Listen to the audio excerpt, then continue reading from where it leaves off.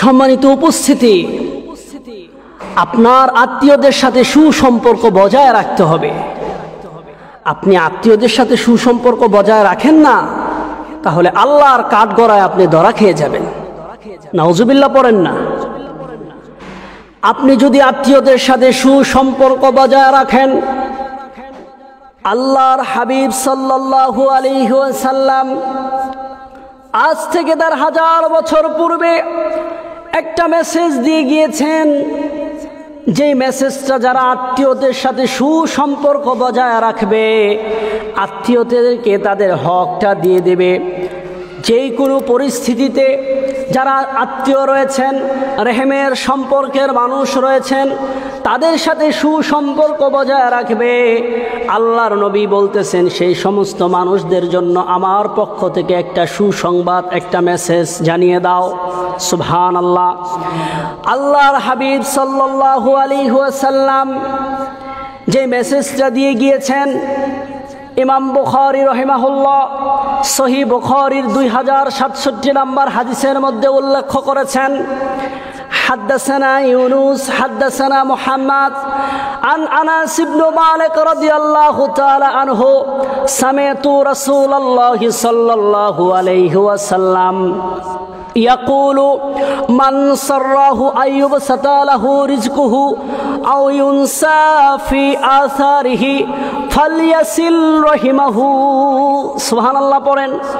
আল্লাহর নবী সাল্লাল্লাহু আলাইহি ওয়াসাল্লাম বলতেছেন, যেই ব্যক্তি পছন্দ করে তার রিজিকটাকে আল্লাহ বৃদ্ধি করে দেখ, তার রিজিকের মধ্যে আল্লাহ তাআলা কোটি কোটি বারাকাত দান করুক, এবং ব্যবসার ক্ষেত্রে, সামাজিক ক্ষেত্রে অল সাইড তার জীবন পরিচালনা করার সব দিক থেকে সেই ব্যক্তি যদি চায় মৃত্যুর পর সেটার সুনাম অক্ষুণ্ণ থাকুক, সেই সুনামটা বয়ে থাকুক, তাহলে ফালিয়াসিল রহিমাহু, সে যেন তার আত্মীয়দের সাথে সুসম্পর্ক বজায় রাখে। সুবহানাল্লাহ পড়বেন না? আপনাকে আত্মীয়দের সাথে সুসম্পর্ক বজায় রাখতে হবে। আপনি রেহেমের আত্মীয়দেরকে বাদ দিয়ে দূরের মানুষের সাথে সম্পর্ক করছেন। দূরের মানুষ সম্পর্কে তো আল্লাহ আপনাকে জিজ্ঞাসা করবে না। আল্লাহর কাঠগড়ায় যখন আপনি দাঁড়াবেন, তখন দূরের মানুষদের সাথে সম্পর্ক রেখেছেন কিনা, যাদের সাথে রেহেমের সম্পর্ক নাই, আত্মীয়তার সম্পর্ক নাই, তাদের সাথে আপনি সুসম্পর্ক বজায় রেখেছেন কিনা, আল্লাহ এটা আপনাকে জিজ্ঞাসা কখনো করবেন না। যদি তাদের সাথে সম্পর্ক রাখেন এটা ভালো, তবে এর পূর্বে আল্লাহর কাছে আপনি কি জবাব দিবেন যদি আত্মীয়তার সুসম্পর্ক বজায় না থাকে, আত্মীয়তার হক আপনি আদায় না করে থাকেন। এই জন্য আল্লাহ পাক রব্বুল আলামিন বলেছেন, ওয়াতিযাল কুরবা হাক্কাহু, তোমরা তোমাদের নিকটতম আত্মীয় স্বজন যারা রয়েছেন তাদেরকে তাদের হকটা দিয়ে দাও। সুবহানাল্লাহ পড়বেন না? আপনার আত্মীয় যারা রয়েছেন তাদের সাথে আপনার সুসম্পর্ক বজায় রাখতে হবে।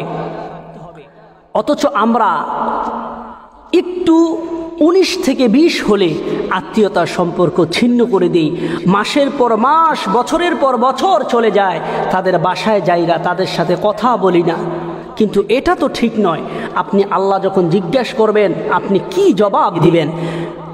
বলবেন যে উনি আমার সাথে যোগাযোগ করতে চায় না। আপনি চেষ্টা করেন। আপনি যদি চেষ্টা করেন 1 বার 2 বার 3 বার, অন্তত আল্লাহ জিজ্ঞেস করলে তো আপনি বলতে পারবেন, আল্লাহ গো, আমি তার সাথে যোগাযোগ রক্ষা করার চেষ্টা করেছি, কিন্তু সে আমার সাথে যোগাযোগ রক্ষা করে নাই। আপনার জবাবদিহিতা থেকে আপনি বেঁচে গেলেন, উনি আল্লাহর কাঠগড়ায় ধরা খেয়ে যাবে যদি আপনি যোগাযোগ করার পরেও উনি আপনার সাথে যোগাযোগ রক্ষা না করে। এই জন্য নবীজি বলেছেন যে আত্মীয়তার সম্পর্ক ছিন্নকারী জান্নাতে প্রবেশ করবে না। আপনার আত্মীয়তার সুসম্পর্ক সব সময় বজায় রাখতে হবে। আপনার অনেক অর্থ সম্পদ রয়েছে, আপনার এমন অনেক আত্মীয় রয়েছে যারা গরিব, যারা অসহায়, আপনি তাদেরকে তাদের হকটা বুঝিয়ে দেন, তাদের সাথে সুসম্পর্ক আপনি বজায় রাখেন।